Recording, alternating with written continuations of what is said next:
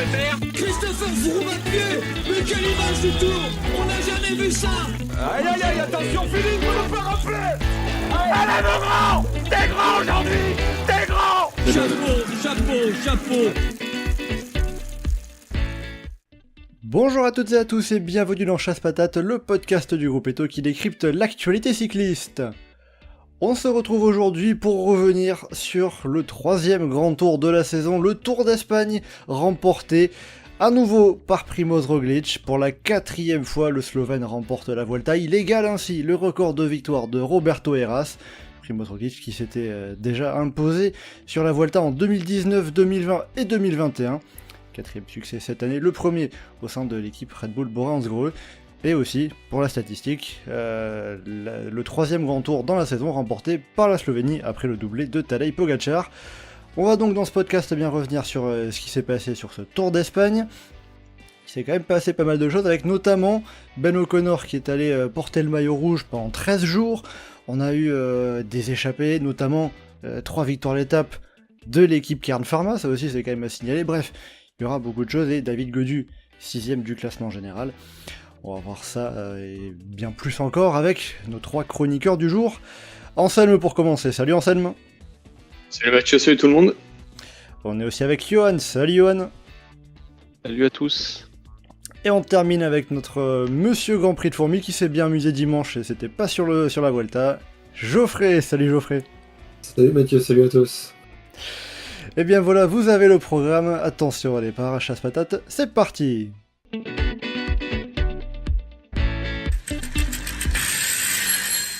Alors, bon, déjà, la question inaugurale, ça va être la même qu'à chaque fois.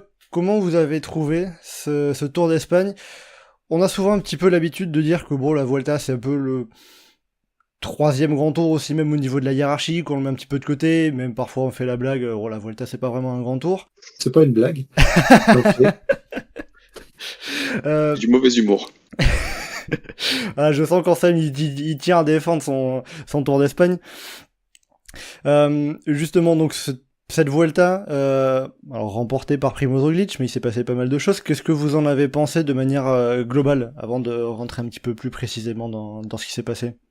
Bon, c'était le plus sympa des grands tours cette année. Les courses de 3 semaines. Oui, parce qu'il s'est passé, parce qu'on a eu du suspense, c'est surtout ça, quoi. On a eu ça, on a pu un gars qui est écrasé et tout. Même sur les victoires d'étape, tout ça, il y a eu pas mal de vainqueurs différents. Pas mal de vainqueurs multiples qui ont enchaîné pas mal d'étapes. Et on a eu des surprises, tout ça, donc non, très sympa. Johan, qu'est-ce que tu en dirais comme Anselme et Johan, c'était le meilleur des grands tours, meilleur des courses de 3 semaines, selon... C'était le meilleur des grands tours, mais c'est un peu le meilleur des grands tours parce que, c'est comme tu as dit dans l'introduction, c'est le 3e des grands tours et que les gros poissons du peloton actuellement s'en fichent un petit peu plus. Donc, il y avait pas les mêmes dynamiques au départ. Tu avais UAE qui n'a pas réussi à tenir la route. Tu as eu des skis comme ça qui ont laissé des ouvertures et qui ont fait que la course était intéressante, mais qui a été intéressante justement parce que c'est la course où les coureurs arrivent un peu à l'arrache sans être forcément préparé complètement pour la course, sauf Enric Mas ou à chaque fois. Mais Avec Enric Mas qui n'a pas fait 2e cette année, il fait 3e. Alors qu'il avait... son équipe l'a pas trop aidé, mais bon. Oui, t'as le Movistar moins forte que les années passées, quoi. Mais du coup, non, ça donne une course à pas suivre. Après, c'était dur. Enfin, ce que je t'avais dit en off, moi, la première semaine, j'avais quand même bien lâché la rampe après le tour féminin, les JO. Au moment de démarrer la Vuelta, c'était compliqué. Puis moi, c'est venu en même temps que Gaudu. C'est que plus Gaudu allait mieux, plus, je sais pas, plus ça me relançait dans le truc, ça m'intéressait, tu vois. Et ça me remettait dans la course. Ouais, voilà, faut arriver à trouver quelque chose à s'intéresser, parce que oui, forcément, pas forcément évident de suivre toutes les mêmes courses, toutes les courses avec le même intérêt. Il y a des moments où bon, ça relâche un peu, c'est les vacances. L'enchaînement JO Tour de France Femmes, ça a pu donner pas mal. Anselme, toi qui es un peu le défenseur du Tour d'Espagne, toi j'imagine que t'as été à fond sur toutes les 3 semaines. Ouais, quasiment, j'ai regardé toutes les étapes et celles que je ne pouvais pas regarder, je me faisais. Déjà, c'était des étapes, on va dire, sans intérêt pour le général et du coup, je regardais le final uniquement. Mais sinon, j'ai tout suivi. Et enfin, dès le départ, on va dire que Roglic était favori, mais le, toute comment on va décrire ça, toute l'épopée O'Connor a rendu la course très sympa et il y a eu une incertitude sur le vainqueur jusqu'au bout quasiment. Donc c'était plus, enfin, c'était hyper cool à suivre pour le suiveur du cyclisme espagnol que je suis. Et même si après on s'est vite dit que ce serait O'Connor ou Roglic, il y a un moment où on s'est dit que ça pouvait être plus que ça. Et puis même derrière, après, il y avait eu toute la question du podium, tout ça. Et puis il y a eu en plus effectivement Gaudu derrière. Pour le top 10, pour le maillot blanc, il y a eu quand même de belles batailles. Donc enfin, à tous les étages de la course, ça a été vraiment sympa à suivre. Donc un très bon cru de Vuelta cette année. Si on s'imagine un petit peu avec un peu plus de recul de ce qu'on pourra retenir de cette Vuelta d'ici quelques années, c'est ça, toi, que tu retiendrais, l'incertitude qu'il y a eu autour de la victoire finale? Il y a plusieurs choses. Enfin, je pense qu'on en retirera le quatrième titre de Roglic et le maillot rouge d'O'Connor. Il y aura Van Aert entre succès, maillot vert, maillot à pois et puis cette fin qui représente un peu sa saison.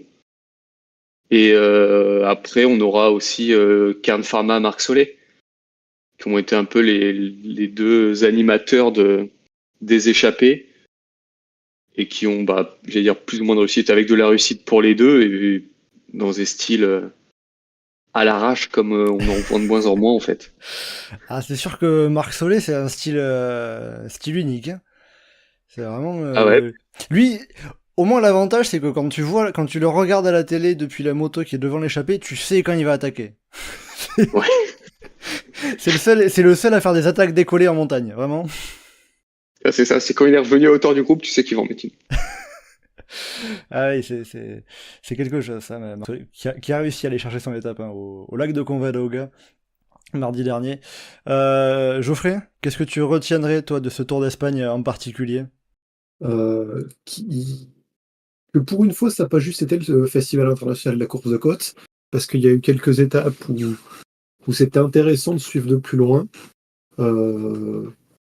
Je retiendrai aussi le numéro général de la Kern Pharma. Et Parce que 3 étapes pour une équipe pro team, c'est rare quand même sur un grand tour. surtout, c'est pas des étapes juste en coup de bol où ils se retrouvent à la gagner comme ça, où ça aurait pu être n'importe qui d'autre. Ils ont globalement fait un beau tour pour une équipe de ce standing-là. Je retiendrai aussi Van Aert parce qu'il est passé pas loin quand même d'un exploit classement par points, classement des grimpeurs qui aurait été original. Bon, pour le classement par points, il avait été bien aidé par le barème qui est très moche. Roglic un peu aussi pour la stat, forcément, même si la bataille pour le général, je sais pas, j'ai moins ressenti. Dès qu'O'Connor a pris le maillot rouge, j'ai jamais cru qu'il pourrait tenir aussi longtemps, et même quand en début de troisième semaine, il l'avait encore. Je sais pas, je le voyais perdre du temps à chaque fois, donc je me dis ouais, pour lui, il y a le suspense, est-ce qu'il va finir 2, 3 ou 4 ? Mais je voyais bien Roglic revenir. Le seul vrai suspense qu'il y a eu pour Roglic, c'est quand tous ses coéquipiers abandonnaient un par un parce qu'ils avaient bouffé un truc pas frais. Et que du coup, on est merde. Et qu'est-ce qu'il a mangé, lui ? Est-ce qu'il va avoir une craquante aussi ou pas ? C'est vrai que pour le coup, qui est un truc qui tombe sur la tête de toute son équipe, sauf sur la tête de Roglic, c'est quand même assez rare. En général, c'est plutôt l'inverse. C'est l'inverse, ouais. Pile. Alors, j'ai pas, contrairement à celle de regarder le détail de toutes les étapes, mais il a fait 3 semaines sans tomber. Oui, j'ai pas souvenir de l'avoir vu tomber, ouais. Est-ce qu'il n'y a pas eu une chute anodine à un moment, mais je crois pas. Hein. C'est pas un truc dans un départ fictif ou quelque chose comme ça, mais non, parce que les escaliers sur un podium protocolaire. Van Aert est tombé 2 fois, je crois, et sur la première chute, il est pas tombé tout seul, mais parce que c'est pas souvent qu'il a un grand tour ouais. sans incident comme ça. Oui, donc il a aussi eu d'une certaine manière un peu la chance qu'il n'y ait pas de pépin pour lui, quoi. Bah, globalement, on n'a pas eu d'incident sur les gars du général, hein. Ouais, en dehors des abandons sur T'as Chikone qui maladie. s'est pris une biche. Oui. Alors voilà, on n'a pas eu de chute, beaucoup Ouais. de chutes, mais on a eu des trucs complètement random. Je pense que Chikone, c'était tellement improbable qu'il a pris pour tout le monde. Bah, il a emmené un Eushkatel avec lui quand même. Oui, Biscara, je crois que c'était, mais Biscara a fini. Non, je crois que c'est Roi Aristi, il me semble. Archonisti, ok. Bon, de toute façon, les Euskaltel, ça leur aurait pas forcément changé beaucoup la Vuelta, Non. malheureusement. Johan, un petit mot pour revenir sur un point qu'avait rapidement évoqué Geoffrey. En amont de ce podcast, tu t'évoquais aussi l'importance du parcours dans le déroulé de la course. À quel point ça a joué pour toi dans ce qu'on peut retenir de cette Vuelta? Bah, on a vu sur cette Vuelta qu'il y avait quand même des leaders qui étaient prêts à lancer de loin, à faire la course. Même en dernière semaine, t'as Carapaz qui attaque à je sais plus combien de kilomètres de l'arrivée sur une des dernières étapes. C'est pas forcément une étape très marquante, mais qui condamne Landa. Ça, c'était beau. Oui, sur l'étape l'étape 18, qui était même pas une étape de montagne en plus, hein, je crois. Mm. Mais justement, quand tu vois cette étape-là, tu te dis que en fait, tu as déjà des arrivées au sommet un peu partout. Dernière semaine, ça te remet encore des grosses arrivées au sommet très isolées qui laissent pas, enfin, sur lesquelles les coureurs vont gérer ou faire le général. Donc c'était quand t'es fan de David Gaudu, ça marche bien parce que tu le vois un peu mieux et c'est rigolo. Mais en termes de course, c'est pas très intéressant parce que ça bouge plus, quoi. C'est juste Roglic qui fait ses attaques et puis derrière tout le monde est en 15 secondes et ça bouge pas, ça ne fait pas bouger le général, ça avance pas les choses. Alors que la plus belle étape de cette Vuelta, c'était l'étape de Grenade, où ça arrive en pleine, en descente, quoi. Donc, Au final, elle fait pas vraiment d'écart ces étapes. bah, ça fait déjà que Carapaz se replace au général, que Gaudu en soi se replace au général aussi. T'as quand même eu un speed dans le groupe des favoris. T'as quand même, la course a été intéressante. Et puis Donc, ça prend une c'est aussi la seule étape où Roglic a été distancé, et le moment où on Et se de dit mon peut-être une qu'il est hyper prenable, quoi. frustrante. Parce que c'est une étape où Eric Mas, sur le papier, dans les jambes, il peut reprendre 30-40 secondes à Roglic. Et au final, bah, dans la vallée où tu as 10 gars derrière et 2 devant, bah, ça se rejoint et au final, rien n'a changé. Ouais, mais tout le monde ça se change. rejoint pas. Tout le monde s'est pas rejoint. Il y a des mecs comme Skelmose qui se sont retrouvés distancés. Ouais, mais là, on parle de gars qui jouent, qui étaient déjà pas en course pour la victoire. Après, j'ai pas envie non plus de faire le truc de dire bon, il y a pas eu d'écart donc c'était chiant. Non, c'était pas chiant. Voilà, c'est comme pour les étapes de sprint. Si c'est passé quelque chose dans l'étape mais que ça donne un sprint, ou là en l'occurrence que au final tous les leaders arrivent ensemble, bah, ça a quand même pu être intéressant. Surtout que c'est la première semaine, parce qu'en soi, si justement on reparle de la dernière semaine, l'étape qui a le plus d'impact sur le général, c'est celle qui est une étape de pleine moyenne montagne où Landa se fait sauter. Donc un petit peu la dernière étape, voilà. Mais t'as l'étape que Roglic remporte où il reprend le rouge à O'Connor. T'as ça aussi, quoi. oui, mais il l'aurait repris à d'autres, sur les 3 autres arrivées au sommet. C'est pas... Oui, c'était une question de temps. C'est une question de temps au bout d'un moment. Donc il y a quand même la Vuelta qui se répète dans ses erreurs de faire arriver au sommet, alors que il y avait la place pour faire une course plus sympa avec des étapes plus débridées, mais ça n'empêche pas que c'était quand même chouette à suivre. Est-ce qu'il y a autre chose, toi, que tu retiendrais de cette Vuelta, en dehors du parcours, de ce qu'on a pu évoquer Anselme et Geoffrey? Bah, je sais plus si c'est dans le programme plus lointain ou pas, mais il y a quand même Caden Groves qui a fait un... Bah, on peut en parler, oui. Caden Groves qui remporte encore le maillot vert. Alors, il finit avec moins de points que ce qu'avait Wout van Aert avant son abandon au classement par points. et qui déjoue tous les pronostics, hein, parce qu'on pensait que plus aucun sprinter allait gagner après la première semaine. Mais... Ouais, il a quand même réussi à gagner 2 fois, dont une étape qu'on pouvait classer en montagne, hein, mais... Non. Ouais, enfin, le col, c'était quand même hyper roulant. Oui, certes, c'est 20 bornes à 4,5%, certes, mais... Mais oui, sur le papier, c'est une étape de montagne, mais quand tu vois le profil du machin, tu dis, bon... Après, c'est un peu indicatif du tracé général. Hein. Si une étape comme ça se joue en peloton, c'est que vraiment, tous les coureurs qui font gros péto tous les jours et qui sont frais pour aller jouer. Ouais, celle-là, tu mettais un vrai col, ça aurait pu être sympa, mais bon, là, ouais. Oui, il fallait forcément des jours un petit peu pour se reposer. Tu peux pas te battre tous les jours en montagne, dans les vallons. Voilà. Non, mais ouais, n'empêche que sur une étape difficile comme ça, il bat Van Aert au sprint. Ouais, Oui. tout à fait. Donc ça montre quand même qu'il était très solide sur cette Vuelta. Mhm. il se relance un peu après une saison pas dingue non plus. Et puis Geoffrey, ça permet de dire que pour les sprinters, il valait mieux venir sur le Grand Prix de Fourmi, par exemple. Je sais que tu essaies de me faire parler exprès du Grand Prix de Formula, mais d'un autre côté, quand t'es sprinter, vaut mieux aller n'importe où que sur le Tour d'Espagne. Oui, oui. Oh, pas forcément. À une époque, Degenkolb, il repartait avec 5 victoires. Ouais, non, mais Ouais, ce compte-là, c'était- tu remontes à une époque, il n'y a absolument aucune route en Espagne, et du coup, sur les 17 étapes, t'en as 13 qui arrivent au sprint. Après, là, c'était aussi par rapport au parcours. On se disait, en dehors de la première semaine, t'as 3 sprints, et après, c'est fini, tu peux rentrer chez toi. Ce qu'a d'ailleurs fait Yona Berastori de Euskaltel pour ne pas courir depuis. Mais Ah, il fait Oui, top il 10 à a Fourmi. Hein. Il fait top 10 à Fourmi. il fait top 10 à Fourmi. Ouais. Ben, ça valait le coup, tu vois.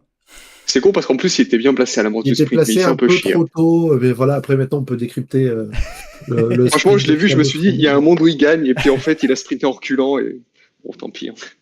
Alors, voir les Euskaltel à Fourmi, ça me rappelle quand il y a quelques années, l'équipe Kaiku avec tous ces petits Basques avait mis un coureur sur le podium, mais bon. Ah, pas cette année. Hein. Une partie du forum aurait explosé. Bon, voilà, il Bah, fallait. le forum a failli exploser quand t'as eu des Euskaltel qui se plaçaient sur les premières étapes, qui faisaient des places. Hein. Ah, ils ont fait un podium. C'est vrai que le Euskaltel qui fait son meilleur résultat sur le Tour d'Espagne au sprint, c'est quand même pas très habituel, mais bon. Ouais, mais on aurait pu s'en douter vu la start list. Oui, c'est aussi l'indicateur de l'état actuel de l'équipe, où le seul qui en est content, c'est le manager de l'équipe. On pourra en faire un podcast là-dessus. Et où je t'appelle. Alors je pense 4 jours de podcast. je pense que si on invite nos deux amis du forum, Audrey et Tim, à parler de Skaltel, je pense qu'on peut durer au moins 5 heures. Ah bah Alors, facile. quitte à parler de la Volta et de choses qu'on va retenir, l'interview de Luis André Maté, je trouvais avec beaucoup de recul sur la situation générale du cyclisme, Il disait quoi un En petit peu, français parce en que plus, l'interview. J'ai pas eu le temps de le voir justement. Il racontait quoi dans les grandes lignes, Geoffrey? Bah, un des points qui m'a bien plu, c'est d'avoir un coureur qui dit ouvertement que bah, là aujourd'hui, toutes les équipes cherchent à avoir des places d'honneur un peu partout et parce que ça apporte des points UCI, mais est-ce que le cyclisme est mieux? Il évoquait des choses comme certains résultats qui peuvent être obtenus par moment. Est-ce que c'est ça qui procure le plus d'émotion ou pas? Est-ce que c'est les choses qu'on va retenir? Et il disait que lui, bah, il y a des choses qui l'ont marqué dans sa tête, dans son cœur, et que c'est pas nécessairement juste les résultats qui sont des choses qui restent dans le cyclisme. Mhm. Surtout qu'il est un peu en train de faire le bilan du coup de sa carrière. Et je trouvais que c'était très rafraîchissant d'avoir un coureur avec autant d'expérience en plus qui tire ce bilan-là du cyclisme. Et c'est un bilan auquel j'adhère, pardon, énormément. C'est vrai qu'il a une vision intéressante du cyclisme avec son expérience aussi, Luis Ángel Maté, qu'on avait avant Euskaltel notamment connu du côté de la Cofidis, et qu'on avait vu, je crois, échapper sur les premières étapes de cette Vuelta, le Lynx andalou, pour reprendre. Il a fait des échappées aussi sur le Tour de France. Hein. Aussi. Et Thierry Ador n'en pouvait plus.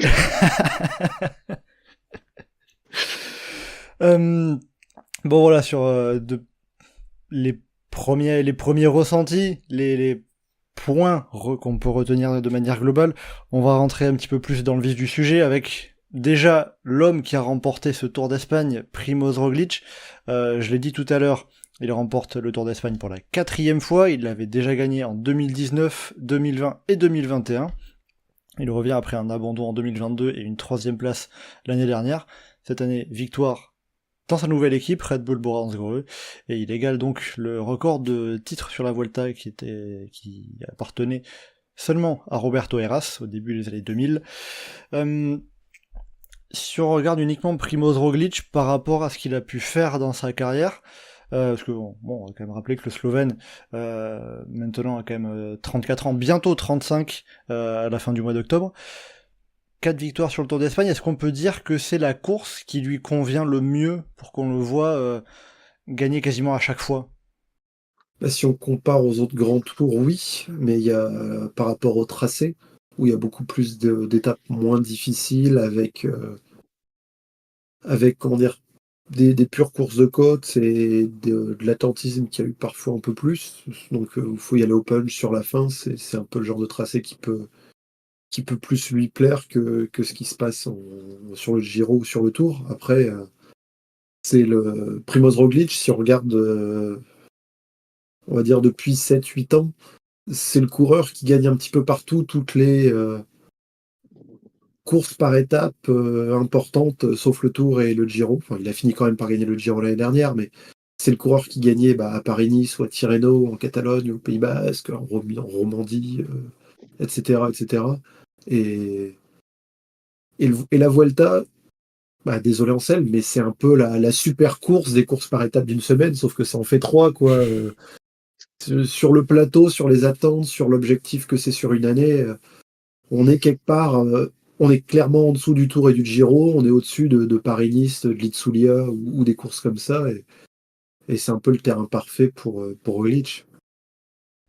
Anselme, qu'est-ce que tu en dirais, toi, sur Roglic par rapport à ce que la Vuelta représente pour lui et par rapport à son profil? Bah, moi, je pense que, enfin, un peu à la Rodriguez ou à la Valverde, Roglic, c'est surtout un finisseur et du coup, vu que c'est beaucoup effectivement de courses de côte, de choses comme ça, bah, il est très performant là-dessus.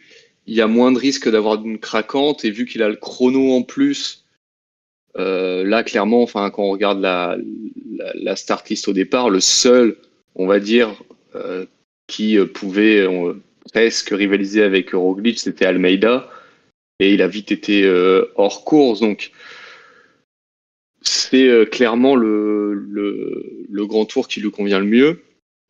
Après, effectivement, le fait qu'il n'y ait pas Vingegaard ou Pogacar au départ, ça joue beaucoup. Mais c'est pas non plus un signe que Roglic, c'est juste un bon finisseur. Enfin, il a gagné le Giro l'année dernière. Donc, c'est un très bon coureur de grand tour. Mais la Vuelta est, je pense, effectivement, le grand tour qui lui correspond le mieux. Après, je ne reviendrai pas sur tout ce qu'a dit Lars sur la Vuelta. On va éviter. Mais après, tu peux quand même reconnaître qu'en termes d'importance, d'intérêt, quand on regarde au début de la saison, la Vuelta, par rapport au Grand Tour, c'est un peu la dernière roue du carrosse. Alors déjà, elle pâtit de son placement dans la saison où en fait, tu te prépares pour un objectif et la Vuelta arrive après. Et donc effectivement, ceux qui jouent la Vuelta en début de saison, c'est souvent des plus jeunes coureurs, un peu comme Skelmoz ou des Espagnols tel Enric Mas. Mais généralement, il y a un autre grand tour avant. Et puis si ça passe pas bien dans un grand tour, ils vont sur la seconde. Ou alors c'est comme Ben O'Connor, c'est t'enchaînes Vuelta, enfin Giro Vuelta, l'enchaînement on va dire le plus facile à faire, même si cette saison on peut dire que finalement il y en a un autre qui se fait bien. Donc forcément on parle du Giro d'abord parce que toute la première partie de saison est axée là-dessus, mais au final il y a la Vuelta derrière, donc à partir de ça, effectivement de par son tracé et parce que l'Espagne, hein, enfin je sais pas moi, on va dire même visuellement fait moins rêver que les Dolomites ou les Alpes en été. Et elle a moins ce côté grande épopée de grimpeur. Et elle a pas Oui, puis le ce parcours truc un aussi, peu de... les courses de côte, on n'a pas forcément des étapes des grosses étapes de Non plus, montagne. ouais, de baroudeur, même si de moins en moins au final, parce que même sur le Tour et le Giro, on a de moins en moins de grimpeurs ou d'échappés d'un gars qui part... je vais dire un peu comme, c'est un nom un peu sali, mais Rasmussen à une époque, qui part dans l'avant-dernier col ou même plus tôt et qui fait tout en solitaire. Bon, on a toujours ça, hein, mais maintenant c'est le maillot jaune qui fait ça, quoi. Oui, mais ça fait pas rêver pour autant.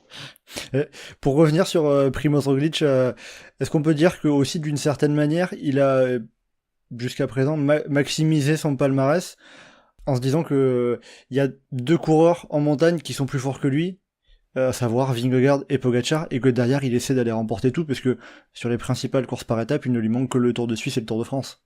Après, si tu regardes quand il a gagné ses Tours d'Espagne, c'est 2019 quand il est battu par plus fort que lui au Tour et qui est 4ème. C'est 2020 quand il est battu par Pogacar. 2019, il est battu au Giro. Ouais, Mais il oui. est battu au Giro, pardon. Je confonds. Ah oui, je confonds avec 2018. Bah, il est battu au Giro parce qu'à ce moment-là, il s'est pas grimpé. Non, mais c'est vrai. Il est battu après en 2020 au Tour, mais à ce moment-là, c'est presque le meilleur coureur du monde. Il gagne la Vuelta derrière, quoi. Et pareil, 2021, enfin, c'est parce qu'il est en surforme et qu'au Tour, juste ça passe pas. Enfin, il chute d'ailleurs, je crois, je sais plus. Mais à ce moment-là, c'est pareil, début de saison, c'est le meilleur coureur du monde. Donc, c'est aussi l'impression, la fausse impression, c'est aussi parce qu'il y a certains coureurs qui sont pas là, qui tout d'un coup, bah oui, c'est le meilleur de ceux qui restent.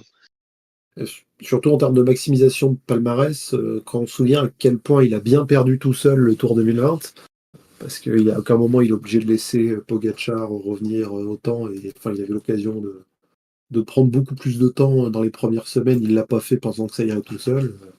Donc, faut pas aller jusqu'à dire que le palmarès est maximisé et que son style de course aussi a beaucoup à attendre la fin de course parfois. Non, et puis, enfin, lui aussi, il n'a pas gagné le Tour de Suisse.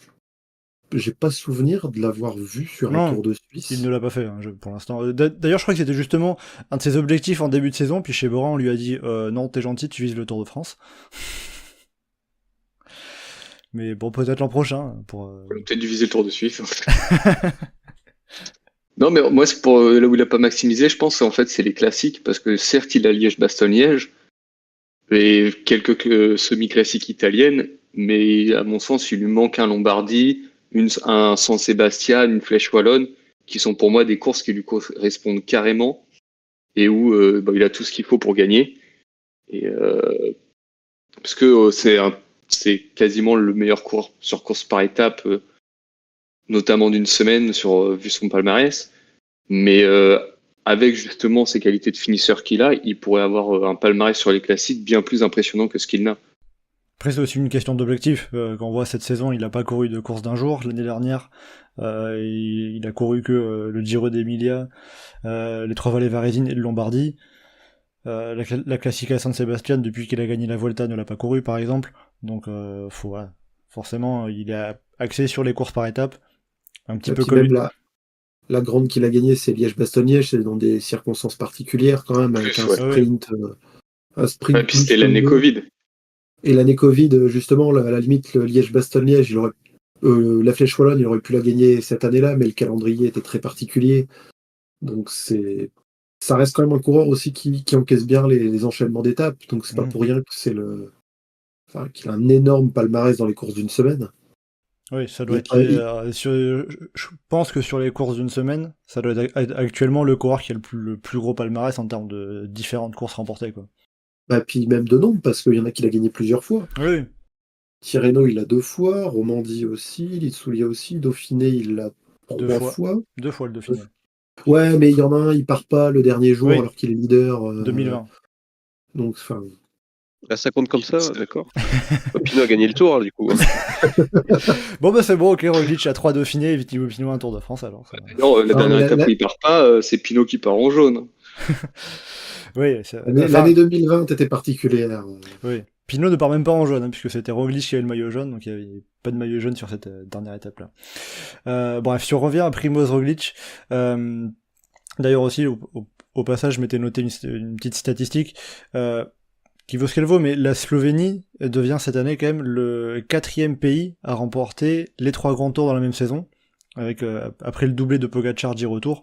On avait eu le Royaume-Uni en 2018 avec Froome sur le Giro, Geraint Thomas sur le Tour et Simon Yates sur la Vuelta. L'Espagne en 2008 avec Contador qui fait le doublé Giro-Vuelta et Carlos Sastre sur le Tour de France. Et bien plus tôt, la France en 1964 avec Raymond Poulidor sur la Vuelta et Jacques Anquetil qui faisait le doublé Giro-Tour de France. Donc ça permet de montrer aussi que les Slovènes, ils sont que 2 en montagne, mais ils sont très très très forts quand même. Alors après, la stat historique sur des pays, si la Belgique et l'Italie l'ont pas fait une fois, est-ce que c'est une vraie stat ou est-ce que c'est juste une coïncidence? Ouais. Bah, la Belgique, ça reposait un petit peu trop sur Merckx peut-être. Ouais, c'est vrai qu'ils n'ont pas souvent été... Ils n'ont pas été souvent sur le Giro. Et les Italiens devaient pas venir souvent sur la Vuelta non plus. Bah, pendant quelques années, c'était quasiment en même temps. Oui, voilà, bah ça date Voire même vraiment en même temps, ça a joué.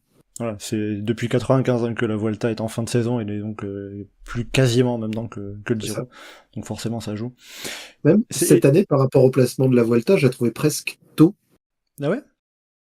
Bah, je sais pas, je m'imaginais ça. Enfin, elle aurait. Bah, c'est par rapport à ce que Johan évoquait il y a quelques semaines, tu as révoqué au début. L'enchaînement de tous les événements qu'il y avait à suivre. Je sais pas, moi, dans ma tête, j'aurais bien imaginé une Vuelta une semaine plus tard. Ouais, c'est vrai, c'est vrai. Euh, Mais oui, On se après... fait des mondiaux. Ouais, mais là, on se retrouve à avoir un calendrier. Bah, après, c'est toujours particulier les calendriers d'un olympique, mais les championnats d'Europe et directement la semaine d'après, les mondiaux qui commencent. Ouais, ça fait un sacré euh, enchaînement. Bah, C'est- c'est le Après, meilleur je moyen pour qu'on se crois... préoccupe pas des championnats d'Europe, hein. Après, je crois avoir vu que l'an prochain, ça sera pareil, hein, les Europes, la semaine qui suit les mondiaux, je crois. Ouais, les Europes après seront début octobre, donc Oui, et les mondiaux au Rwanda, ce qui sera bien pratique pour l'enchaînement. Mais bon, Bah, après, c'est quand même mieux les Europes après, parce que t'as un. Au pire, tu vois, c'est les gens ils vont même s'ils sont pas en forme, voilà, c'est pas très grave, tu vois. Ils se disent bon, je suis fatigué, c'est pas grave, je vais y aller quand même. ouais, c'est la Vuelta des championnats, quoi. Voilà, c'est ça. Bon, pour revenir sur la Vuelta et sur Primoz Roglic, j'ai vu qu'après sa victoire finale, il a dit ce n'est pas la Vuelta la plus simple que j'ai remportée. Est-ce que vous êtes d'accord avec ça sur ces 4 victoires sur la Vuelta, donc 2019, 2020, 2021 et donc 2024? il n'y avait pas quand même vraiment plus match l'année Covid, Il y a une Ouais, il y année où il s'est fait avait- beaucoup plus accrocher, oui. parce C'est que l'année Covid avec Carapaz, s'il y a 21 étapes comme maintenant, Ouais, c'était pas sûr qu'il la remporte, hein. je crois que c'est surtout en 2020, si on enlève les bonifications, Carapaz est devant, par exemple. Mais pour moi, ça a vraiment marqué sur la dernière étape où Carapaz reprenait du temps et c'était joué vraiment à pas grand-chose.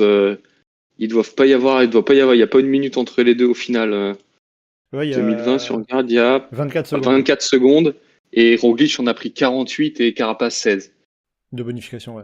Oui, puis c'est vrai qu'on avait cette dernière étape avec... Enfin, je crois que c'était cette étape-là avec les Movistar qui roulent, qui roulent limite pour Roglic. Ça Oui, avait été à Covatia, mais il roulait, ouais, c'était parce que t'avais. Sinon, il devait rouler pour Henrik Mas. Oui, il y avait Enric Mas, mais du coup, t'avais... ça roulait derrière Carapaz, et dans la roue des Movistar, c'était Primoz Roglic, donc c'est pour ça qu'il y avait un petit peu cette impression des Movistar qui roulaient pour Roglic, quoi. après, d'un autre côté, Roglic, il n'a pas non plus dit que c'était la plus simple. Il a dit que c'était pas, enfin, c'était la plus Ni la plus compliquée. dure, Il a ouais. dit que c'était pas la plus simple. Alors c'est sûr que si on compare avec 2021 où il gagne avec 5 minutes d'avance sur Henrik Mas et qu'il y a tout le monde qui est hyper loin, ou 2019 où il y a Movistar qui fait n'importe quoi. Mais 2019, c'était plus dur quand même, parce que c'était un peu sous la flotte, ça accrochait. Ouais, mais le solaire Andorre, quoi. Oui, oui. Et Pogacar qui se monte surtout sur la fin, on se demandait comment ça allait tenir. Valverde qui court pour faire deux. Enfin, ils avaient tellement de quoi faire 2, 3, 4 cette année-là, Movistar. Et ils font 2, 4 et 9. Mais Parce qu'après, Roglic, il dit ça, mais en soi, à part le fait que t'es Ben O'Connor qui est pris de l'avance et qui a mis un doute sur le résultat final, c'était assez contrôlé, son équipe a bien canassé, il a pris du temps dans les bosses régulièrement et de la marge. C'est pas non plus. Il n'a pas été mis tant en difficulté que ça non plus, hein. donc pour vous, c'est plus 2020, notamment, où qui était compliqué à remporter pour Primoz Roglic face à Richard Carapaz. Il y avait un vrai match. Et en plus, il y avait la grosse inconnue de l'état physique des coureurs parce que c'était très tard, ça finissait en novembre, mais d'un autre côté, la saison, elle avait repris en août. Enfin, toutes les courses s'enchaînaient à un rythme fou sur quelques mois, on savait pas comment ça allait avancer. Oui, c'était assez particulier. Ça, puis on était sur les temps, enfin, on n'avait pas les mêmes conditions météo, c'était pas des conditions caniculaires, on était Bah, forcément en automne. Ce qui avait fait d'ailleurs que cette Volta, j'avais vraiment bien aimé la suivre. Après, le scénario avait aidé à la rendre intéressante, mais Donc, le côté course automnale, la météo qui commence à être un petit peu moche, est-ce qu'il faudrait pas mettre la Vuelta encore plus tard dans le calendrier? vu les pics de canicule et les vagues de chaleur qu'il y a en Espagne de plus en plus chaque été, à terme, la Volta pourra plus commencer au mois d'août de toute façon. Tu peux, après tu fais tout le nord de l'Espagne, c'est sur 2 semaines et puis après tu redescends. Ils l'ont Bon. déjà fait, hein. Ils ont déjà Ouais, fait. passer 15 jours autour des Cantabries, ce serait pas une première. Je sais plus quelle année, mais c'était Madrid le point le plus au sud, hein, la dernière étape. Donc bon, ça serait pas forcément étonnant non plus de la Vuelta. Mais donc sur ce Tour d'Espagne de cette année, vous avez pas trouvé Primož Roglič particulièrement inquiété. Il y avait juste Ben O'Connor qui mettait un petit peu l'incertitude, puisqu'il avait le maillot rouge, et pas Primož Roglič, mais en dehors de ça, pas trop d'inquiétude pour le Slovène. Bah, la seule inquiétude que j'ai eue, moi, c'était pas pour ses jambes, c'était pour son intestin grêle. Donc, Ouais, quand on a eu la pluie d'abandon sur les dernières étapes, avec aussi je crois même la 20e étape, je crois, avec aussi des infos comme quoi il y avait des membres du staff qui étaient très malades aussi. Ouais, il y en avait un qui a fini à l'hôpital. Hein. un membre du staff à l'hôpital, un qui est non partant, deux qui abandonnent. Ça. Enfin, tu dis, heureusement que la Vuelta elle se termine. Hein, parce Oui, que, c'était pas les meilleures conditions, ça, c'est sûr. si cet épisode-là se passe à la fin de la première semaine, l'équipe elle tire la tronche pour la fin de la Vuelta. Bah, à fond. Toi, Anselme, pour finir sur Primož Roglič, est-ce qu'il y a un moment où tu l'as trouvé un petit peu dans une situation compliquée, ou ça a été finalement tout du long en contrôle pour lui? Bah, il y a l'étape de Grenade où Henrik Mas le lâche et donc on se dit, bah, finalement, il est prenable. Et puis au final, après, sur les arrivées qu'on suivi, bah, il s'est montré, enfin, il s'est jamais fait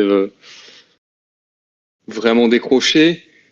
Il y a au Kuitu Negru où il part, puis Mas revient, le lâche un peu et au final, il finit toujours par revenir. Et je pense notamment que l'une de ses chances pour lui sur la Vuelta, c'est que on va dire, le principal adversaire, c'est Mas. Et Mas, il a aucun punch. Et vu que globalement tout se fait au punch, bah, quand Roglič attaque ou que Mas attaque, et bah, il a pas trop de mal à suivre ou à revenir. On en Donc revient un non, peu au final, On en revient un petit peu à ce qu'on disait tout à l'heure, c'est sur les profils d'étapes que propose la Vuelta, qui peut battre Roglič? bah, Pogačar, Vingegaard. Voilà. Mais Aujourd'hui, en tout cas, parmi ceux qui étaient au départ de la Vuelta cette année, ouais, non, bah non. Enfin, il y avait pas de. Il était le principal favori justement pour cette raison. parce qu'après, juste pour finir là-dessus, j'en voyais aussi un petit peu quelques-uns qui, parmi leurs commentaires sur internet, disaient oui, bon, mais Roglič il a gagné parce que Pogačar et Vingegaard n'étaient pas là. Est-ce que c'est ça qu'on retiendra, ou faut se dire, bah, s'ils étaient pas là, ils étaient pas là, c'est pas grave, un point c'est tout.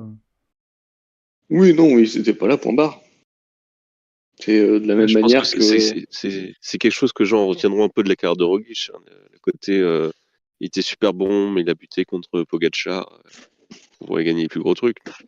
Moi, c'est souvent comme ça avec des très bons coureurs qui finalement gagnent pas.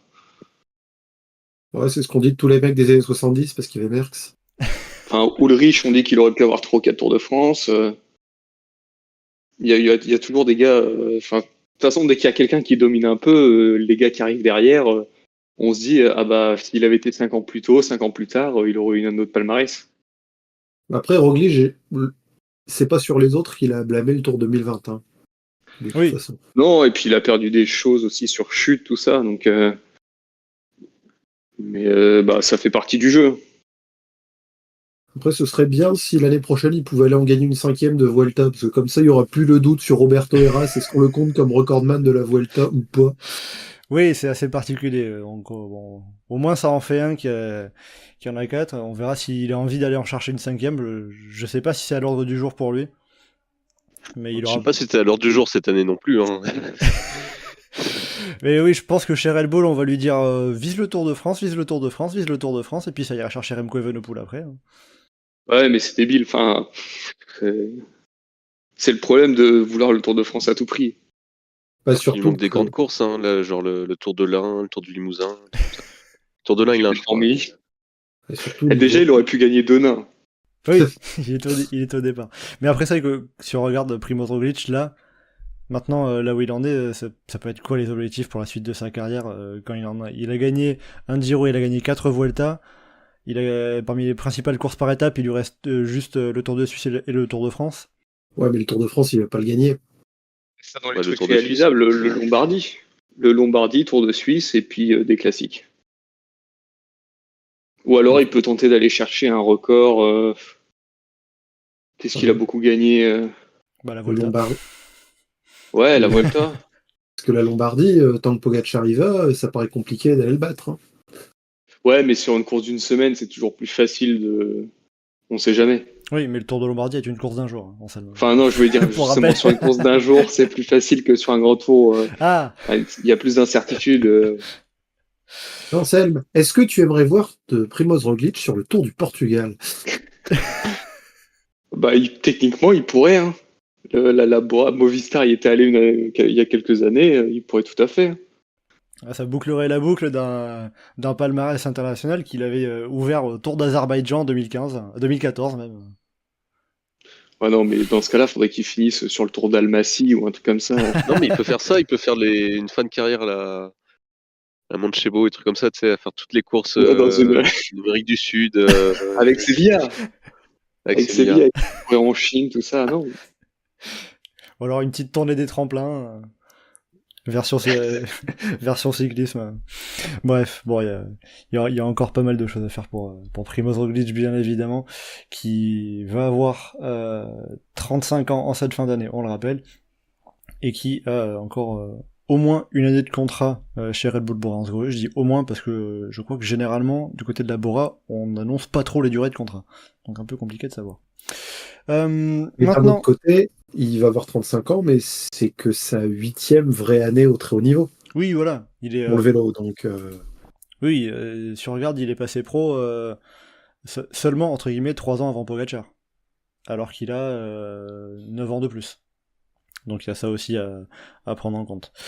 Maintenant, si on regarde un petit peu derrière Primoz Roglic, il y a un homme qui va revenir, évidemment, c'est Ben O'Connor, l'Australien de la Decathlon AG2R La Mondiale, qui a porté pendant 13 jours le maillot de leader depuis sa victoire sur la 6ème étape. Il l'a perdu au soir de la 19ème étape à l'Alto de Moncalvillo, remporté par Primoz Roglic, et Ben O'Connor qui monte sur le podium final à la 2ème place, ce qui permet à l'équipe fondée par Vincent Lavenu, ce qu'on ne peut plus dire maintenant, l'équipe de Vincent Lavenu, la Decathlon AG2R La Mondiale, de compléter la collection des podiums sur les grands tours. Il y avait eu le Giro avec John Gadret, 3ème en 2011, le Tour de France à 3 reprises avec Jean-Christophe Perrault et Romain Bardet, et donc maintenant la Vuelta avec Ben O'Connor. Donc, sur Ben O'Connor, passer ces petites infos statistiques comme ça, balancées, qu'est-ce qu'on peut retenir de sa course? Est-ce que, d'une certaine manière, il allait chercher un peu ce podium, et aussi de durer aussi longtemps avec le maillot rouge, un peu au courage, à l'envie? La résistance aussi, c'est aussi un corps qui est très costaud de ce point de vue-là, qui est résistant, qui est résilient, et c'est aussi, il a aussi fait ses courses de ce côté-là, c'est pas que les questions de mental, je pense que tout le monde s'accrochait un peu comme il pouvait dans les bosses. Après, moi, à titre personnel, ça me fait très plaisir parce que ça m'a insupporté les réactions sur Gall en 2e semaine en disant qu'il devrait jouer sa carte parce que O'Connor s'est effondré, tout ça. Ouais. Alors qu'au Je sais final, pas, c'est t'as Gall qui quelqu'un- s'est effondré, hein, qui a perdu... T'as quelqu'un en tête du général qui peut-être peut gagner, tu sais jamais. Roglic, il peut tomber malade, avoir une gastro et puis on va finir à l'hôpital. Donc, il peut se passer plein de trucs qui fait que tu peux gagner un grand tour, t'as l'occasion, t'as les moyens. Bah oui, tu joues ça à fond et c'est super qu'O'Connor il ait pu jouer ça à fond et qu'il nous ait donné une aussi belle course de résistance et de résiliation. C'était vraiment bien à suivre. Son équipe l'a très bien entouré de manière générale. Et en tout cas, ça fait plaisir de voir ces cours un peu surpris sur le podium. Mais la Volta offre ça par rapport au Tour en général ou au Giro. Et c'est chouette d'avoir un coureur comme ça qui a joué les devants, quoi. Geoffrey, comment tu qualifierais la Vuelta de Ben O'Connor, de ton côté? je rajouterais un qualificatif un peu d'intelligence parce que si Ben O'Connor avait couru juste à la pédale de façon classique sans chercher à s'échapper, il aurait fini, je sais pas, quelque part entre 4 et 9 au mieux. Et ça aurait été une Volta relativement invisible. Je crois que si on regarde le classement général, enfin j'ai cru voir un truc passer, si on regarde le classement général depuis sa prise de pouvoir, il était 8ème, 9ème ou 10ème du général. Donc voilà, il aurait fait peut-être sur un fond de top 10, sachant qu'il avait perdu un peu plus d'une minute sur la première étape de montagne, ce qui lui avait permis de perdre du temps, et donc de gagner un petit peu de liberté pour partir en échappée 2 jours plus tard. Mais ouais, du coup, c'est l'aspect gestion que tu retiendrais d'avoir bien su gérer, et de courir de manière intelligente. Après, il y avait de l'intelligence dans l'anticipation. Après, il a géré comme il a pu. J'ai jamais vraiment cru qu'il serait en mesure de gagner la Vuelta. Maintenant, c'est un truc qui s'est un peu perdu ces dernières années, mais qui avait très souvent avant sur la Vuelta d'un mec qui prend le maillot de leader relativement tôt, qui l'a hyper longtemps et puis qui le perd sur le final parce qu'il y a un coureur plus costaud sur l'ensemble qui a mieux géré ces 3 semaines et qui est plus fort et qui attendait le dernier moment pour prendre le dessus sur la fin. Donc, ça m'a rappelé certaines Vuelta d'il y a 15 ou 20 ans, où il y avait comme ça un outsider qu'on n'attendait pas, qui est leader pendant 15 jours, et qui se retrouve finalement à pas gagner. Mais Ouais, genre Igor Anton, quoi.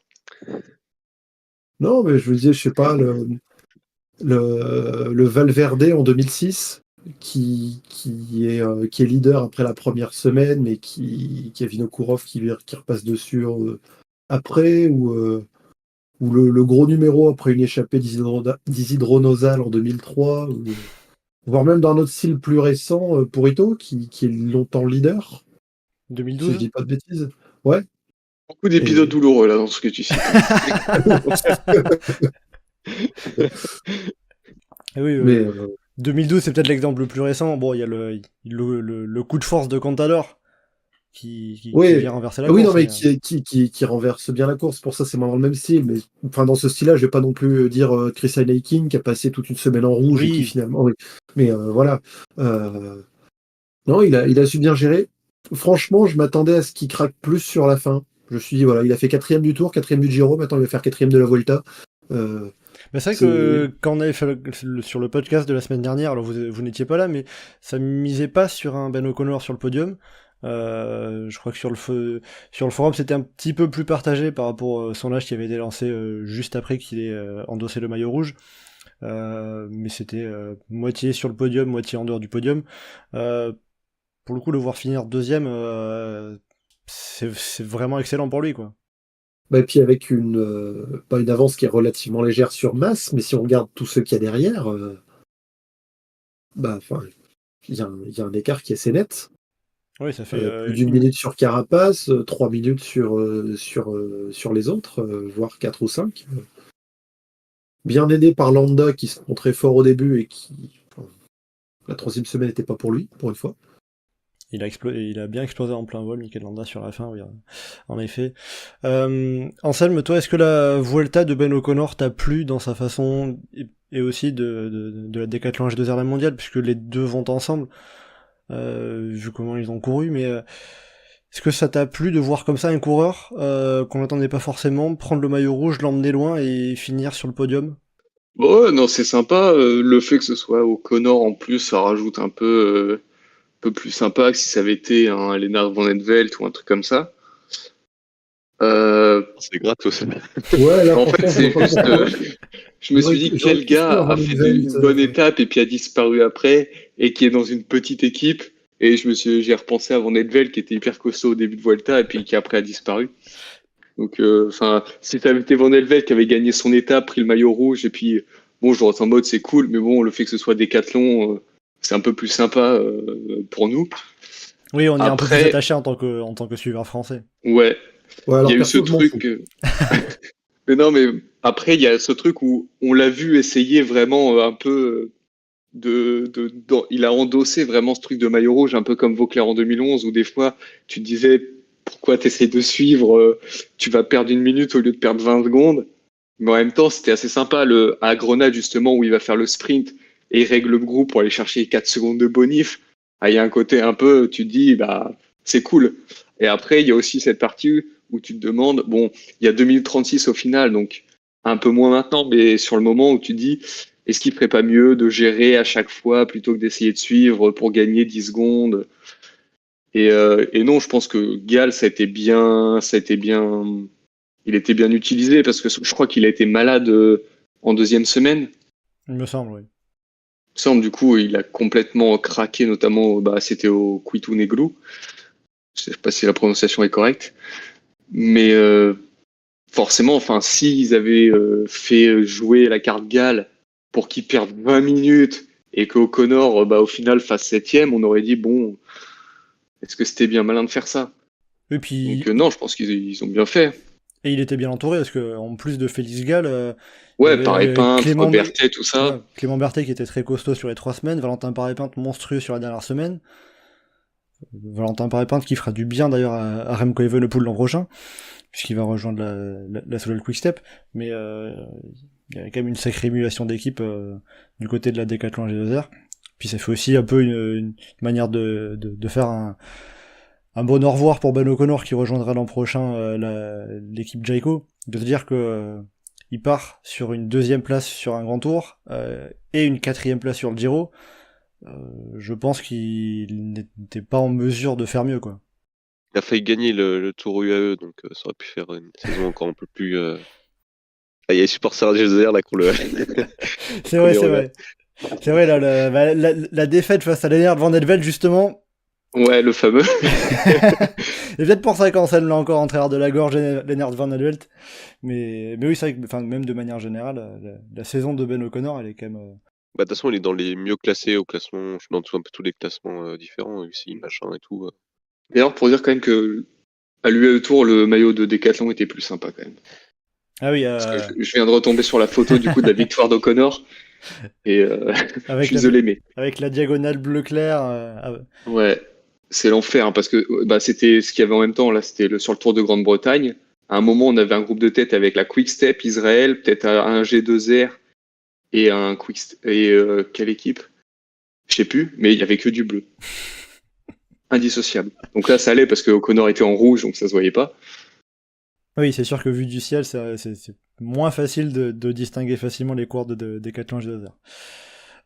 Mais ouais, O'Connor, énorme saison cette année. Ouais, parce qu'on va rappeler pour Ben O'Connor, ça fait quand même 2e de l'UAE Tour en début de saison. Il avait remporté le Tour de Murcie avant ça. Il fait 5e de Tirreno Adriatico, 2e du Tour des Alpes, 4e du Giro, et il vient faire 2e de la Vuelta. Donc ça fait, je pense que c'est assez largement sa meilleure saison. Et peut-être que autant sur Primož Roglič, vous aviez dit, bon, il y a certaines choses qu'il n'a pas forcément maximisées par des décisions, des chutes. Là, Ben O'Connor, c'est peut-être difficile de le voir aller plus haut, quoi. C'était presque même déjà difficile de l'imaginer aussi haut. Oui. Ouais, c'est ça. La rigueur, si l'année prochaine il va chercher un top 5 et un top 10 sur 2 grands tours, tu diras, bon, c'est bien. Mais faire aussi bien, voire mieux, j'ai du mal à. Allez, il peut peut-être gagner une course d'une semaine, un UAE Tour, je sais pas quoi d'autre. En Catalogne, ça dépend de la. Ça dépend, est-ce que Pogacar y va ou pas? Oui, ça dépend beaucoup de qui est en face. À l'UAE Tour, C'est ça. il n'y avait pas Pogacar, ni Vingegaard, ni Roglič, ni Evenepoel. Il n'y avait personne. Donc forcément, c'était. Tu vois, Walter fait 5. Oui. Brandon Rivera fait 8ème. Donc bon. En tout cas, ça a fait une belle course. Et puis, bon, peut-être on peut dire un beau cadeau de départ à Vincent Lavenu qui s'est fait dégager de l'équipe qu'il avait créée par la nouvelle direction de Decathlon H2R, la mondiale. Pour finir sur le classement général, avant de parler un petit peu de nos coureurs français, est-ce que Enric Mas, qui fait 3ème du classement général, et Richard Carapaz, qui finit 4ème, peuvent avoir des regrets sur l'ensemble de cette Vuelta? Pas vraiment, Enric Mas, non, parce que 2e ou 3e, je vois pas pas vraiment de. À la rigueur, le regret d'Enric Mas, c'est de pas aller chercher une étape. Au Picon Blanco, il finit vraiment pas loin de Dunbar. Et puis il y a d'autres arrivées où je pense qu'il y avait moyen. Après, sur le général, bon, ouais, 3e, 2e, il est sur le podium, rien à dire. Carapaz, il peut peut-être avoir un regret aussi de pas être allé chercher le podium, mais est-ce qu'il aurait pu vraiment faire plus? Il avait vraiment que Cepeda pour l'accompagner, donc pour partir vraiment de loin, c'était plus compliqué. Donc je sais pas si vraiment il aurait pu espérer mieux. Je pense qu'il aura peut-être un peu un regret de ne pas avoir gagné une étape ou d'être allé sur le podium, mais on peut difficilement dire que, enfin, il aurait pu vraiment faire plus. Puis en plus, les deux, la Mas et Carapace, c'est ceux qui avaient fait une grosse fin de Tour de France. Et du coup, on pouvait se demander comment ils finiraient sur la Vuelta. Et au final, bah, les deux ont été très costauds jusqu'au bout. Donc, est-ce qu'ils peuvent avoir des regrets? Non, je pense pas. Est-ce qu'ils auraient pu faire un peu mieux? Oui. Mais ils n'ont pas non plus couru n'importe comment. Mas a tenté plus qu'à l'habitude. Donc, enfin, je pense pas qu'il y ait de choses vraiment flagrantes où on aurait pu dire non, ça c'était pas fallait faire différemment. Johan, est-ce que toi tu trouves qu'il y a des regrets à avoir pour Mas ou Carapace, voire d'autres coureurs sur le résultat final de cette Vuelta, ou tous sont finalement à leur place et n'ont pas forcément grand-chose à regretter de la façon dont ils ont couru? Bah, après, les regrets, c'est de pas être plus fort, quoi, parce que mais c'est compliqué. Non, mais par exemple, la Carapace, si, je sais pas, s'il suit Adam Yates sur l'étape de Grenade, ça lui change aussi un peu sa course, mais c'est pareil, enfin, faut avoir les jambes pour faire mieux. Le coureur qui a des regrets, c'est Mikel Landa, qui saute dans une étape un peu plus anodine, et qui a jamais réussi à vraiment se peser sur la course. Mais sinon, il n'y a pas trop de regrets à avoir pour tous les coureurs qui sont classés au général après. Oui, après, bon, Mikel Landa, comme tu le dis, ça serait limite plus les regrets de pas avoir eu les jambes sur la fin, même s'il était bien parti dans cette Vuelta. Bah, que son équipe gère pas les stats n'importe comment non plus aussi, mais Oui, ça c'était... ouais, c'est une autre question. C'est vrai que par exemple, dire à Cataneo à 10 bandes de l'arrivée relève-toi, alors qu'il était en train de jouer l'étape, c'est audacieux, beau. on va dire. Bien pris, sont enfin, dit, il a été hyper propre, Cataneo. Ouais, ça, Ça se dit, ça manque de trucs Movistar un peu cette année, faut se voilà, mettre au il niveau. Quoi. fallait faire perdurer un petit peu l'esprit n'importe quoi sur une Vuelta. On va évoquer quand même aussi nos coureurs français avant de terminer ce podcast. On en a deux dans le top 10. David Gaudu qui termine 6ème et Pavel Sivakov qui termine 9ème. À ça, on peut rajouter Guillaume Martin qui termine 15ème du classement général également. Mais on n'a pas de victoire d'étape. On a vu par exemple Quentin Paché qui avait fini 2ème d'une étape en échappée battue par Wout van Aert. Est-ce que avec ça, donc deux coureurs dans le top 10, mais pas de victoire d'étape, est-ce que ça fait que c'est un bon bilan ou pas pour les Français sur ce Tour d'Espagne? Un bon Après, bilan sur le moment, mais sinon, bof. Bah, moi je dis que c'est pas mal. Hein. Dans le contexte général où les coureurs français ont du mal sur les classements généraux, c'est quand même. Après le Tour de France de Gaudu, tout ça, où globalement, enfin, on l'entourait tous, moi le premier. Quand j'ai vu qu'il arrivait, bon, son début de Vuelta, je me disais bon, pas fou. Puis au final, il finit hyper bien. Et enfin, il va faire deuxième à Moncalvillo derrière Roglic. Enfin, il fait une très solide, il est top 6, enfin, c'est un très bon résultat pour lui. Sivakov, moi je le vois toujours pas comme un coureur français. Donc à chaque fois qu'il le rappelait, je me disais c'est vrai. Et oui, C'est c'était vrai. ça un peu. Hein. Tu partais en échappée, c'est ah oui, il est français. C'est vrai. Oui, C'est même, vrai, moi, oui. même moi je l'avais oublié la semaine dernière, c'est pour vous dire. Le truc avec au Kouitounigrou, je me dis bon bah on a deux Russes et un. Ah non, on a un Russe et un Français. Ouais, Mais, qu'on avait Vlasov et Sivakov. non, et puis au final, enfin, au-delà des Français en soi, c'est les équipes françaises. Et puis bah, la Groupama va enfin chercher une étape. Decathlon, ils ont O'Connor. Arkea, bon, bah, ils ont Christian Rodriguez qui va chercher son petit top 15. Donc au final, c'est à la rigueur Guillaume Martin qui fait top 15, ça c'est incroyable. Hein. aussi, ouais. Pareil. Mais lui et Fortunato, ils ont vraiment été, ils étaient ensemble tout le temps quasiment. Je regardais un peu ça et je me disais, les deux, ils courent pareil. Ils jouent le général, mais ils sont vraiment en retrait. Et donc, voilà, ça se bat pour le top 15. C'est vrai que Guillaume Mais- Martin n'a pas fait sa spéciale de prendre une échappée, remonter pour remonter un peu au général. Là, il finit 15ème à une demi-heure. Ah non, c'est Rodriguez qui l'a fait ça pour Arkea, justement. Et encore, Il est remonté dans le s'était- top 10. Et encore, Rodriguez s'était montré un peu en début de Vuelta, parce que Guillaume Martin, j'ai pas vraiment le souvenir, malheureusement, de l'avoir beaucoup vu sur la Vuelta, quoi. Bon, il était rincé, hein, c'est juste que. Après, Guillaume Martin, c'est plus un événement s'il terminait un grand tour mieux que 9e ou pire que 15e. C'est pas faux, au moins il est constant là-dedans, c'est vrai. Mais non, pour les deux, ouais, c'est sympa. Sivakov, il s'est retrouvé à être le qui était le mieux au général. Gaudu, effectivement, c'était pas dégueulasse, mais enfin, Bah, Gaudu, c'est depuis quand il n'y a pas eu un coureur français qui fait top 2 comme ça d'une étape de montagne à pédale? Oui, ça doit remonter un petit peu, ouais. T'as peut-être Bardet, au moment sur le Giro, était fort, mais je sais même pas s'il Il fait gagne top pas 2. d'étape. Il gagne bah, pas Bardet, Si, il fait deuxième derrière Hindley. il fait deuxième. Sur un sprint. Depuis petit comité. Bardet au Blocos, c'est la plus grosse perf française en soi Ouais, c'est ça. en ouais, montagne. mais c'est sur une étape et un. Je réussis Sur- pas à m'enthousiasmer pour une 6e place de la Vuelta d'un mec qui a fait 4e du tour. Bah, si, moi, enfin, Le, je me dis. le, Bah, Il a seul remonté regret dans que mon j'ai- estime. le seul regret que j'ai pour Gaudu, c'est de me dire, vu la forme ascendante qu'il avait sur cette Vuelta, La 4e c'est semaine. dommage que les mondiaux de Zurich, c'est pas la semaine prochaine. Ouais, c'est vrai aussi. Mais c'est vrai ouais, mais c'est pas que grave, après, ça sera toujours la même dynamique après. Ouais, enfin, 3 semaines après, la dynamique, elle a le temps de s'estomper. David Gaudu a fait quand même une sacrée fin de Vuelta. J'étais un peu commencé à me dire, il faudrait qu'il y ait une 4e semaine et il gagne la Vuelta, quoi. Comme Valentin Malouas, il lui faut au moins 250 bornes. Là, David Gaudu, il lui aurait fallu une 4e semaine. David Gaudu est-il le nouveau Pierre Roland?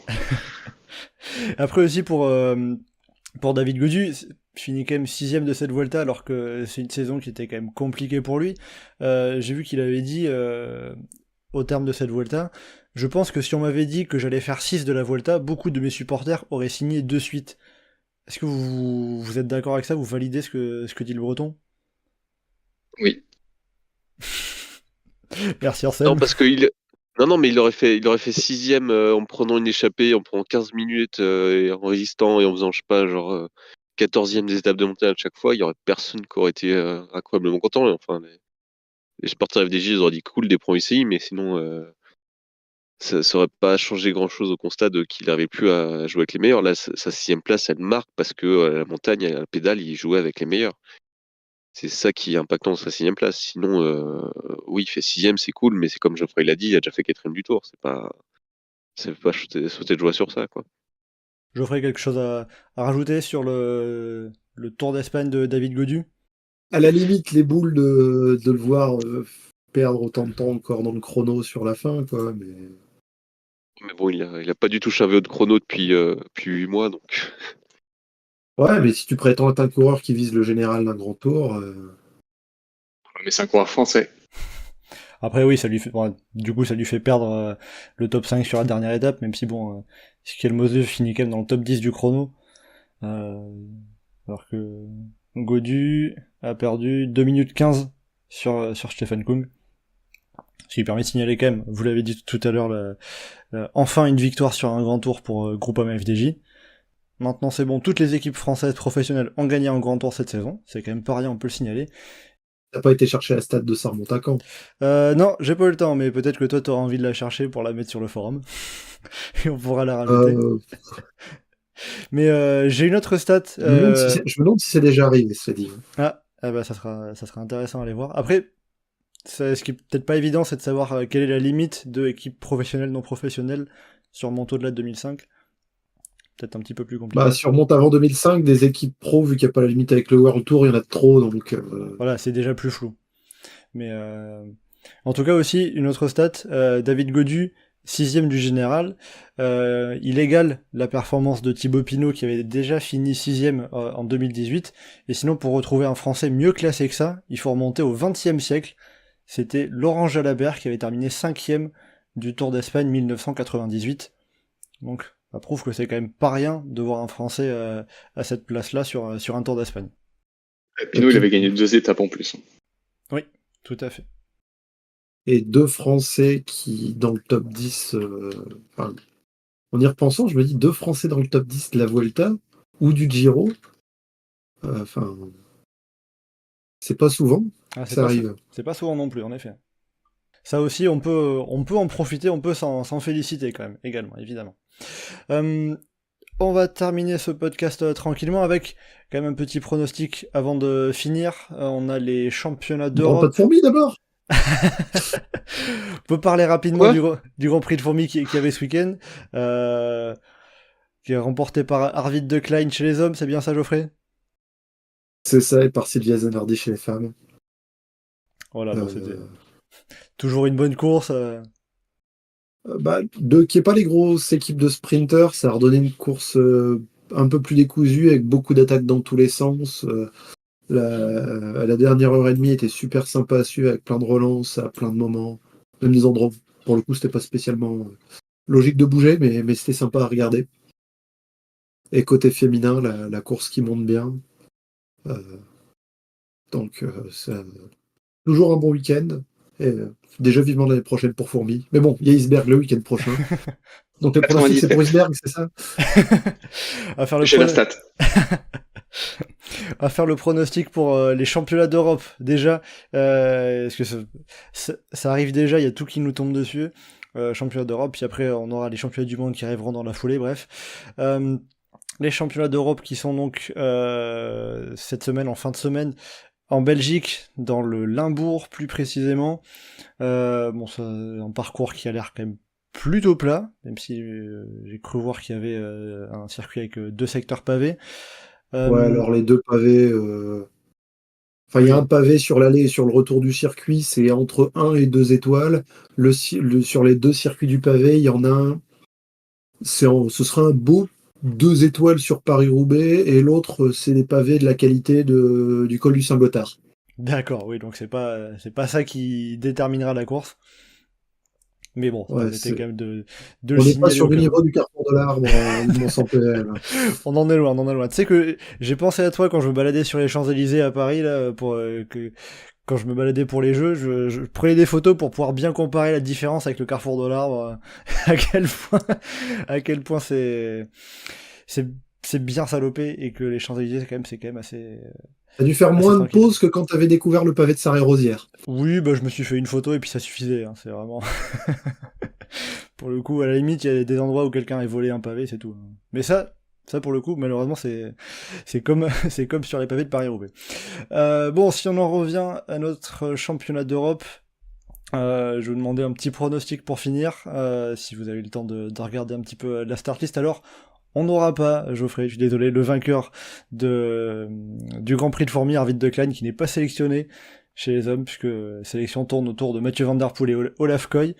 Du côté de l'équipe de France, je crois qu'on n'aura pas d'équipe sur les chronos et sur les relais, pour cause budgétaire, pour faire un peu Pas chez les d'économie. espoirs femmes non plus. Chez les espoirs femmes non plus, voilà, bon, on va rater pas mal de courses côté français pour des économies de budget. En tout cas, je vois il y a encore pas mal d'équipes qui n'ont pas annoncé leur équipe définitive. Donc, quel serait votre pronostic, messieurs, pour ces championnats d'Europe, qui sont donc le week-end prochain? Tiens, Geoffrey, pour commencer, j'ai une petite idée.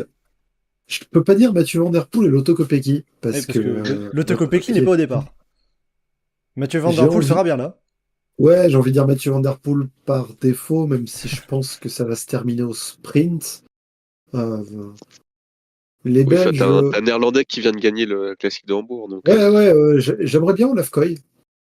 J'aimerais bien Olaf Koy. Je me dis, la longue avenue, Jonathan Milan peut faire un sprint tellement bourrin qui ressemble à rien. Genre se lancer encore plus tôt que d'habitude. Ouais, non, contractuellement, je vais dire Mathieu Van Der Poel. Et côté féminin, je pense que ça va être compliqué d'avoir quelqu'un d'autre que le Ronan Vibus, mais pour la forme, et parce que j'adore, je vais dire Kira Consoli. Ok, je sens que Johan est intéressé par ce pronostic. non, mais c'est bien. C'est assez fin, Anthony, j'aime bien là, comme prono. Non, Ça et puis comme ça, j'ai dit une Pistard aussi. Oui, tant qu'à faire. Hein. Johan, justement, ça serait quoi de ton côté, toi, tes pronos pour ces championnats d'Europe? Chez les hommes, Jonathan Milan. C'est clairement, il s'est fait battre à Hambourg, mais a priori, c'est quand même le meilleur sprinter du moment. Puis chez les filles, attends, je peux faire un prono rigolo. Ah, il nous en faut un, contractuellement, on est obligé. Attends, parce que moi je vais regarder la start list et je vais te sortir un nom random. Donc, Non, mais il faut pas sortir de random. Ouais, enfin, Faut que ça soit semi-crédible, tu vois. Anselme, il va nous sortir Yona Berastouri qui aura fait le coup du kilomètre. Hein. Johan, en souvenir du cyclocross, à quel point tu l'as supporté, tu peux dire Talita de Jong peut-être. Bah, au Non, sprint, mais- non. Ouais, non, au sprint, non. Au sprint, j'allais te sortir la cubaine de Movistar, mais bah, il a fait pas les championnats d'Europe. Oui, Ouais, Cuba au championnat d'Europe. je veux bien être gentil, mais là, ça va être compliqué. Ah, la Finlande peut-être, entre Anina Le pisto, oui. comment, et Lotta Entala. Les deux Finlandaises ont des super résultats cette année. En tout cas, Ouais, Ça fait bien du pronostic à la Johan. Ça. en tout cas, pour l'instant, c'est Lotta Entala que je vois dans la start list provisoire. Il n'y a pas de Anina Tosalo, qui avait été pas mal hein, sur les sprints du Tour de France, justement. Qui était fourmi. Et Et qui était fourmi. Tout à fait. Donc, Yoann, est-ce que tu arrives à faire un choix? Non. Bon, bah écoute. Je En vais fait, je crois demander. qu'il n'y a pas les bonnes courses en plus, qu'il y a des courses qui vont vite qui sont pas là, quoi. Bah, comme on n'a pas grand monde qui a lancé sa sélection, on est sur des start lists provisoires qui sont pas forcément très fiables. Donc, c'est pas forcément évident. C'est principalement la Belgique et les Pays-Bas qui ont lancé leur sélection. Donc, il faut se fier à ça pour l'instant. Surtout quand on se souvient qu'il avait dit Margot Van Pastenbeke pour les JO. Margot Van Pastenbeke qui sera là. Mais là, qui a bien marché en plus après, quoi. Qui a gagné le Tour de Toscane et tout, là. C'est ça, Ouais, tout elle à était- fait. Et 16ème à Fourmi, comme ça s'est placé. Bah vas-y, Margot Van Pachtebeke, championne d'Europe. Allez. Allez, voilà, ça va devenir la Pas mascotte. tellement son terrain, a priori. Alors, on peut avoir des surprises. Anselme, tu as eu le temps de réfléchir. Qu'est-ce que tu vas nous sortir pour tes pronostics? Alors pour les filles, Oula. le chrono, Oula. Ah, le chrono, carrément. Alors, Je vais pour dire le relais Benito. mixte, tu vois qui? Benito. Pour le chrono, des filles, une espagnole, semblait une rouleuse. Pour la course route femme, je vais dire Consoni. C'est techniquement une sprinteuse. C'est un nom qui me parle. On y va. Maintenant, pour les hommes, parlons, soyons un peu plus sérieux. Enfin, presque plus sérieux. Pour le chrono, j'ai envie de dire Bissiger parce que je l'aime bien, même s'il roule plus. Mais pour la suite, je pense que Kung, ça peut peut-être être son année. Il a enfin gagné sur un grand tour. Kuhn qui a déjà gagné un championnat d'Europe d'ailleurs. Ouais. Oui, c'est la seule grande course qu'il avait gagnée jusque-là. Mais je pense qu'il peut pourquoi pas aller remporter le chrono. Et pour la course homme, je vais pas donner, il y a des noms plus évidents, mais j'ai envie de faire un petit pari. Allez. Alexander Christophe. Ah, Alexander Christophe. C'était pas non plus complètement débile. Mais c'en est pas loin. Tu vois, j'étais pas sorti de Giorgio Douglas. Mais non, mais ni à Berastouri, même si à Berastouri, ce serait incroyable. À tout ça, il y a peut-être deux noms, en tout cas, dans les équipes qui ont été annoncés pour l'instant que je vous rajouterai, c'est Jasper Philipsen et Mats Pedersen. Ouais, j'ai failli parler de Pedersen et puis je me suis dit, Christophe a un profil similaire et puis j'aime bien Christophe. Allez, Mais, c'est vrai que la Belgique, avec Jasper Philipsen, Tim Merlier, Jordi Meus, il y aura de quoi faire, et surtout il va y avoir des nœuds au cerveau pour l'organisation. C'est peut-être pas plus mal que Wout van Aert soit forfait, quoi, au final. On dirait que c'est une semi-classique belge, quoi. ouais, mais on a une belle star list de sprinters un peu bourrins là. Ouais, il y a de quoi faire, puis... Ouais, puis je sais pas s'il y a du vent ou si c'est propice à ce qu'il y ait un peu de vent ou de la pluie, tout ça, et ça peut être un joyeux bordel. Ouais, faudra voir ça en tout cas. Le seul truc que j'ai vu pour l'instant, c'est que la ligne d'arrivée a l'air d'être un petit peu en courbe. Donc ça m'inquiète un petit peu. Ouais, c'est une légère courbe, mais c'est léger. Hein, c'est sur une route. Enfin, c'est une rocade quasiment. Enfin, qui est à peine en train de rentrer dans le centre d'Asselt. C'est pas le. On va dire que c'est pas le lieu le plus télégénique. Ah ça, on en a souvent. a priori, il ne devrait pas y avoir beaucoup de vent dans les prochains jours. Ouais, Ça pourrait être un peu comme une Breda Coxside ou ce genre de course, quoi. S'il y a du vent, ça peut être super et du vrai cyclisme pendant 4 heures, et s'il n'y a pas de vent, bon, bah, ça va finir au sprint. Ouais, donc ça dépendra beaucoup des conditions météo et aussi de ce qu'ont envie de faire les équipes, parce que si les principales équipes veulent arriver au sprint, eh ben, il y a de fortes chances que ça arrive au sprint. En tout cas, bon, côté français, il faudra attendre la sélection définitive, et à tous les coups, elle tombera entre le moment où on enregistre et le moment où on publie ce podcast. Mais il y a des chances que Thomas Vauclair cherche à l'attaque, vu la réussite actuellement en sprint côté tricolore. Écoutez, avec tout ça, on va arriver à la fin de ce podcast. On s'est déjà fait un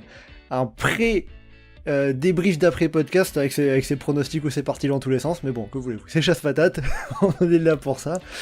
Merci beaucoup Anselme, Johan et Geoffrey de m'avoir accompagné pour débriefer cette Vuelta, puisqu'on rappelle qu'on était là pour ça, avec donc la 4e victoire de Primož Roglič au classement général final. Et on aura donc les championnats d'Europe qui arrivent ces prochains jours, avec les courses en ligne samedi et dimanche pour les femmes et les hommes.